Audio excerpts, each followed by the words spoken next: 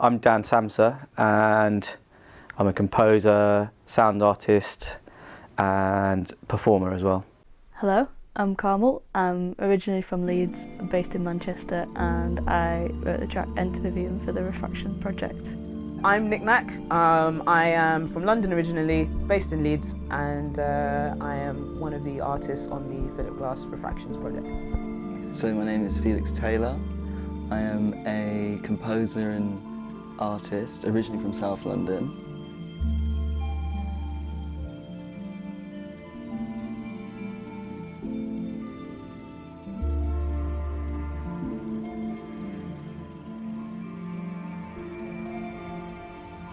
Glass was a name that would keep coming up throughout education, so whether that was in secondary school or like more recently in uni, his name would come up often.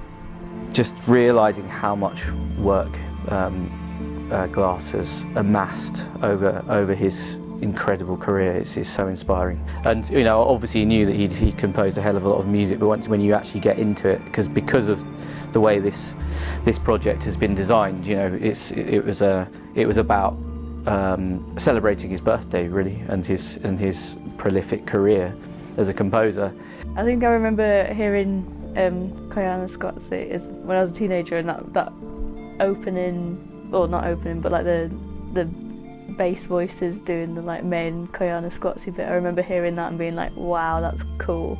And yeah, and then I remember hearing the Hours film, the soundtrack afterwards, and being like, no way, is that the same person? So in my early days making music, I was making a lot of hip hop, which of course is like very sample based and very loop based, and it's kind of based around taking little bits of records and repeating them over and over again, and you kind of find this intense focus on these like tiny bits of music basically.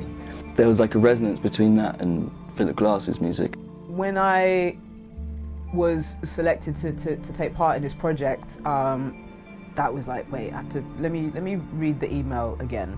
It was quite overwhelming at first, and I had to really like kind of pass out time to go through everything and, you know, find something that really sticks out to me. For me, it's like you don't want to be too precious about working with someone else's music, because like it's been given to you to work with, so you don't want to be too like reverential about it, but at the same time it's like kind of being respectful, because it's someone who you would like musically really admire, and so you want to like do a good job. It was completely overwhelming. It was like the most terrifying artistic choice you could be given. So like I just knew that I needed to not like tread carefully and actually just like use it in whatever way I wanted to, basically. Almost like the crazier you go, the more it's gonna make sense, I guess. So I was like on a hunt for things that were something I'd never heard before, and something that maybe other people wouldn't have heard before, but maybe deserved a bit more attention. And because I do quite a lot of work in theatre as well and writing incidental music, it made me want to go more into that side of Philip Glass's work, and just spent a week basically listening to as much as I could.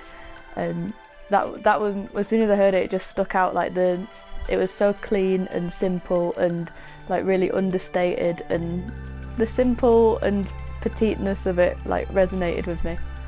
I think there's a lot to be said for having a bit of a sense of humour in writing music. Like a lot of people write serious music and it sounds great and it's very serious. I'm just not sure I'm one of those people. So all the ideas that I ended up working with are from that piece, but it meant that I sort of had a very clear idea of what was important, and what bits of the original I wanted to like make sure people could hear and pick out and see the relationship between the two. I'm very inspired by movements where if they're focused on the sort of technology first, and how that technology can inspire new forms and shapes in music. And I think that's very much about what Glass and Reich and the kind of minimalist composers are all about, you know, experimenting with technology, but using the outcomes of those experiments to determine new shapes and forms in music, and I think that's extremely inspiring. But I love music also that has a very strict process, and when you find a process that really works musically, that can be very exciting, I think. Let's take 85 fragments of his work, 85 motifs, and then use those motifs in a way that I'm kind of familiar with in my own 360 sound microphone installation work. So taking those motifs and recording them in a space and then editing them to make a sort of sound collage of his work. I found his score for the Paul Schrader film Mishima, about this guy Yukio Mishima, who's really interesting character. And then it was like the same thing, there's like a story there beyond the music, and like the music's written around a story, and there's like this kind of figure there as well. There's this guy Yukio Mishima. I think it's not all of them, but quite a few of those string quartets, they're quite short. A lot of them are based around one musical idea, and like they're quite nice to work with. You know, it's such a beautiful thing in this like really short space of time.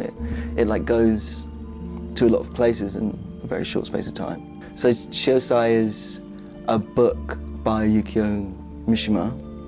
It translates in English to both the sound of waves, and then also I think generally like something that's boisterous or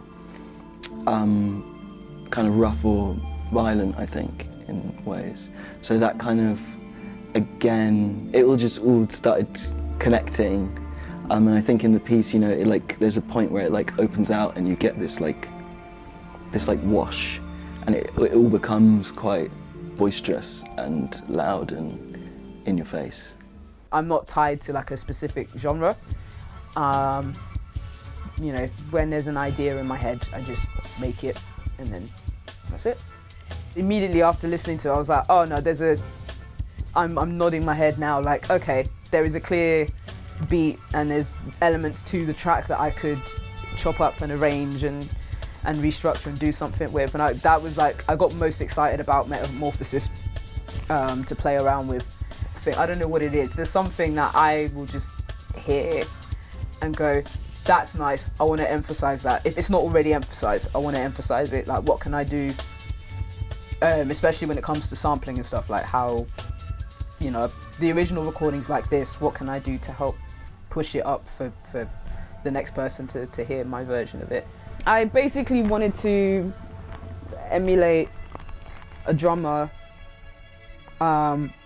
just jamming to these loops that I'd kind of cut up. So this has been a really nice project to just be like, kind of dig back into like theory and things that I haven't really thought about since secondary school, and production techniques I've not done in a while, and bring all of that together into this mad beat. The radio edit, let's say, is like, what, 3 minutes and a bit, 4 minutes, and then the DJ edit is like 7 minutes, so you're welcome.